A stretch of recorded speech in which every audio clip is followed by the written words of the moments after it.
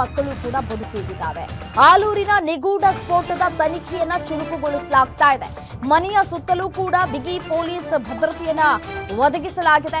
ಮಂಗಳೂರಿನಿಂದ ಬರ್ತಾ ಇದೆ ಬಾಂಬ್ ನಿಷ್ಕ್ರಿಯ ದಳ.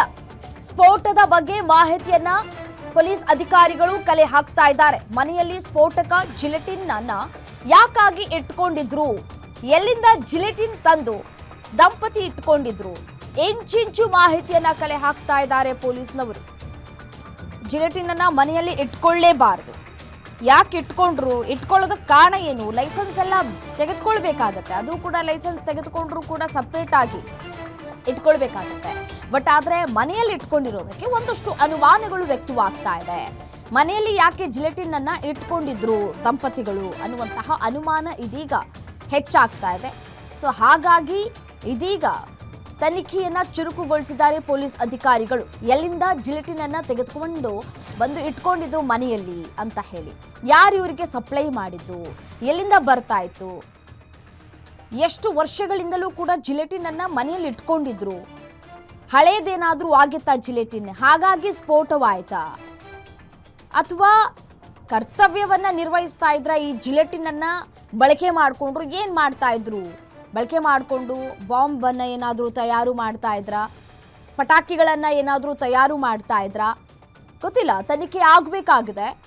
ತನಿಖೆಯ ನಂತರ ಸತ್ಯಾಸತ್ಯತೆ ತಿಳಿದು ಬರಬೇಕಾಗಿದೆ. ಸದ್ಯಕ್ಕೆ ಅಧಿಕಾರಿಗಳು ತನಿಖೆಯನ್ನ ಮುಂದುವರಿಸಿದ್ದಾರೆ.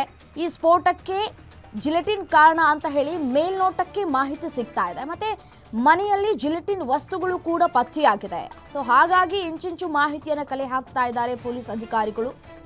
ಜಿಲೆಟಿನ್ ಅನ್ನ ಮನೆಯಲ್ಲಿ ಇಟ್ಕೊಂಡ್ರೆ ಏನೆಲ್ಲ ಅನಾಹುತವಾಗುತ್ತೆ ಅನ್ನೋದಕ್ಕೆ ಇದೊಂದು ಜಸ್ಟ್ ಅನ್ ಎಕ್ಸಾಂಪಲ್ ನೋಡಿ.